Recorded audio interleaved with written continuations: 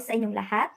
Ngayon ay nais na naming hiramin ang inyong isipan at damdamin na sana ay pagkatapos sa aming talakayan ay meron kayong bagong matutunan sa aming paksang tatalakayin patungkol sa Panitikang Luzon kung saan nakapaloob dito ang ponimang suprasegmental, alamat at sanaysay na siyang tatalakayin ni Binibining Oro at Binibining Gwendolyn at ako na si Binibining Bugnos.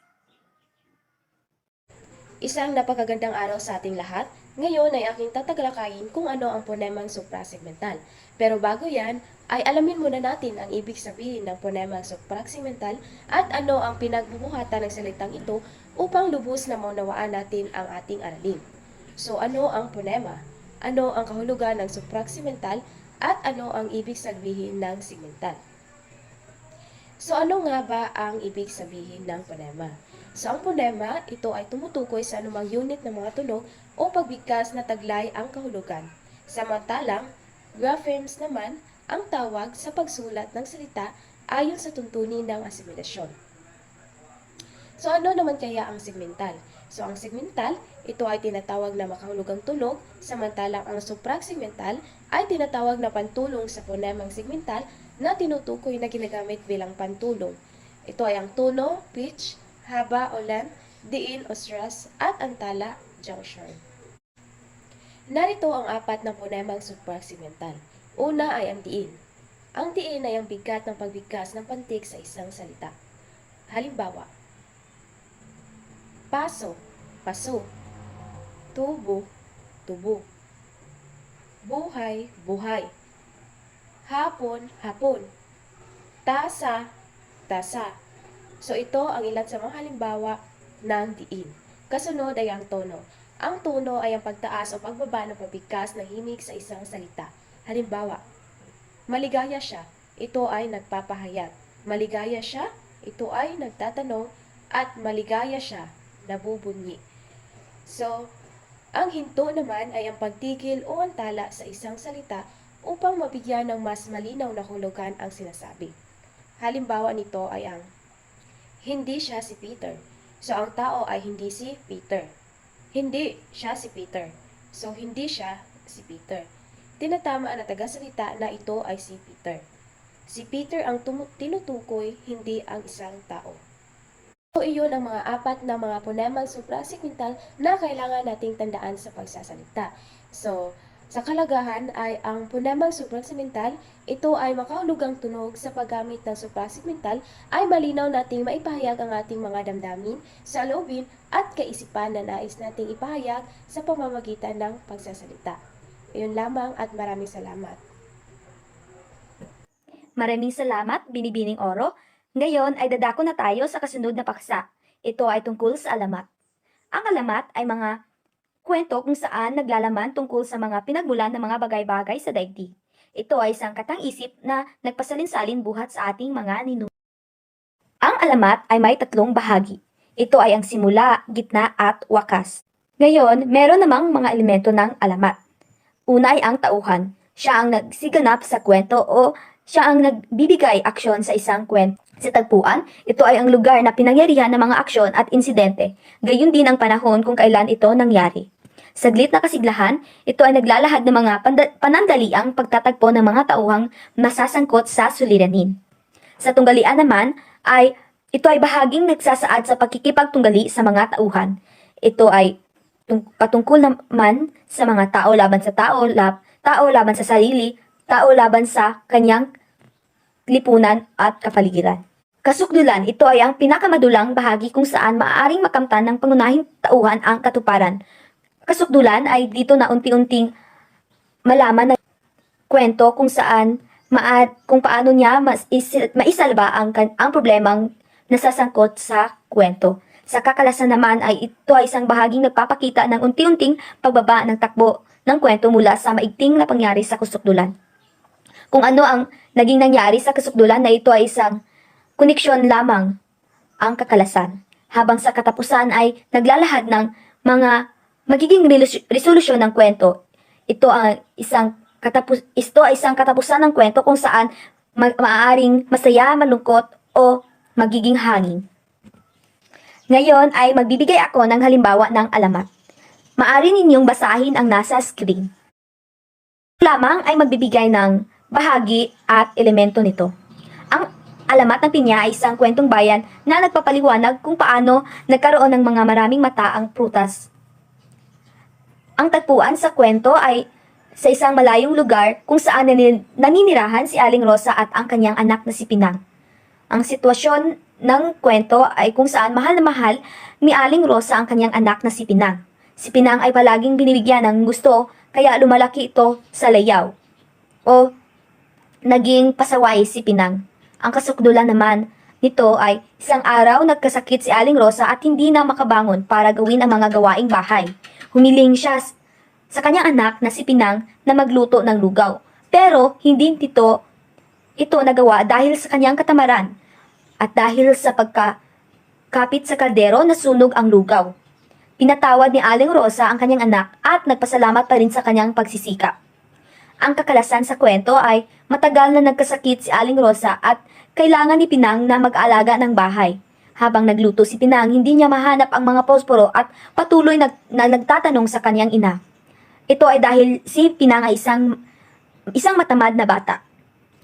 At sa katapusan, nainis na si Aling Rosa sa patuloy na pagtatanong ni Pinang kung saan nailagay ang posporo. Sinabi niya, "Hay, Pinang, sana marami kang mata upang makita mo ang lahat at huwag mo na akong tanuin."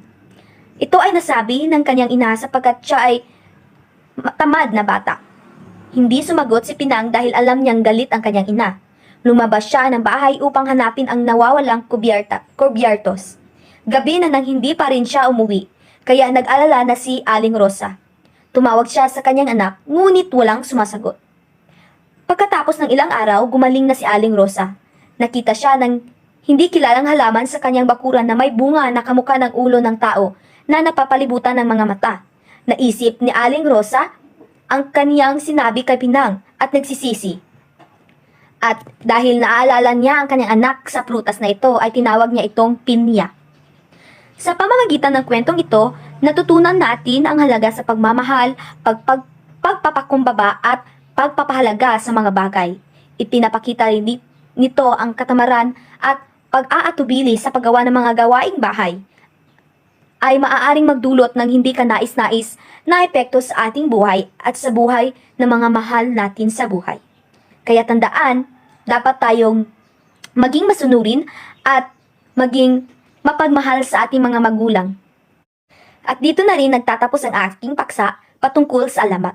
Maraming salamat sa pakikinig at sana ay naisa puso at naipasok ninyo ito sa inyong mga isipan. Magandang araw sa lahat. Panibagong araw, panibagong aralin na naman ang ating tatalakayin ngayon. Ang ating tatalakayin ngayon ay tungkol sa sanaysay.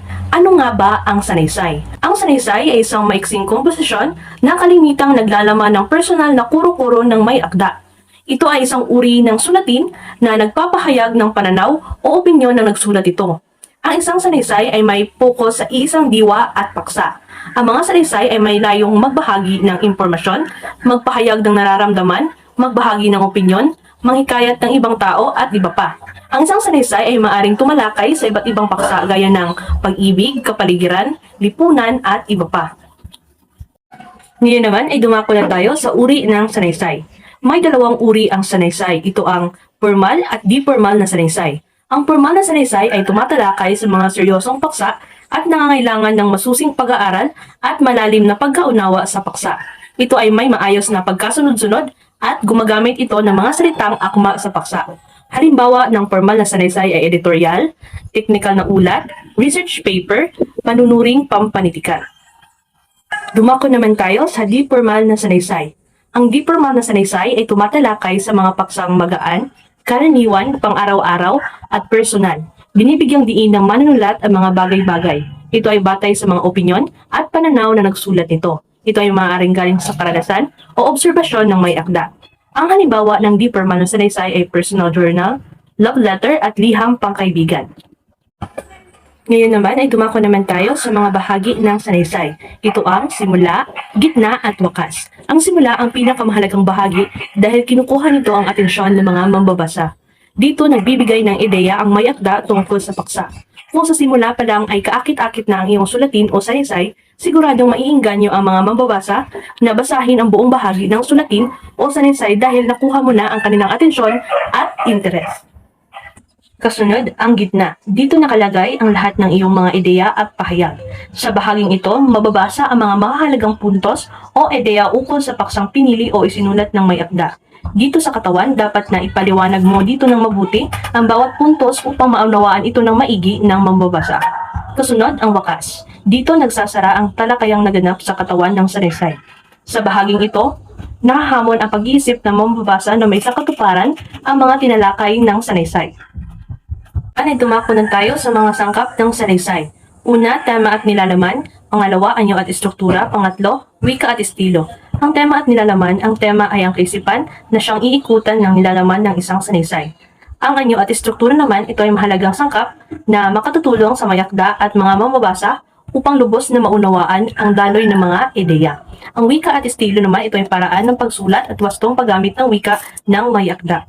Ngayon naman ay dumako tayo sa pagpili ng pangunahing kaisipan at pantulong na kaisipan.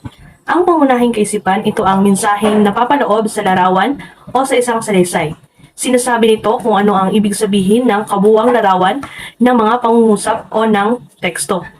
Karaniwan itong nakikita sa unahan o sa hulihang bahagi ng talata o teksto. Ang pantulong na kaisipan naman o pansuportang detalye, ito ay nagtataglay ng mahahalagang impormasyon, kaisipan o mga detalye o mga susing pangungusap na may kaugnayan sa paksang pangungusap. Halimbawa, maraming kabataan ang nahuhumaling sa paggamit ng internet. Iba't ibang dahilan kung bakit sila naiinganyo sa paggamit nito. Maari kang makipagkaibigan gamit ang social media, maari ka ring maglaro ng online games, makapagpapahayag ka rin ng damdamin at saloobin gamit ang iba't ibang site. Ang pangunahing kaisipan sa aking ibinigay na halimbawa ay ang nasa unahang bahagi. Maraming kabataan ang nahuhumaling sa paggamit ng internet dahil tumutukoy ito sa diwa o ideya ng buong talata. Ang pantulong na kaisipan naman ay ang bahaging ito. Iba't ibang dahilan kung bakit sila naiinganyo sa paggamit nito. Maaari kang makipagkaibigan gamit ang social media, maaari ka ring maglaro ng online games, makapagpapahayag ka rin ng damdamin at saloobin gamit ang iba't ibang site. Ito ang pantulong na kaisipan dahil nagpapahayag ito kung bakit maraming kabataan ang nahuhumaling sa internet. Ito ang mga detalye na sumusuporta sa pangunahing kaisipan. Maraming salamat sa inyong panonood at pakikinig. Naway may natutunan kayo sa araw na ito. Maraming salamat. Narito ang mga sanggunian.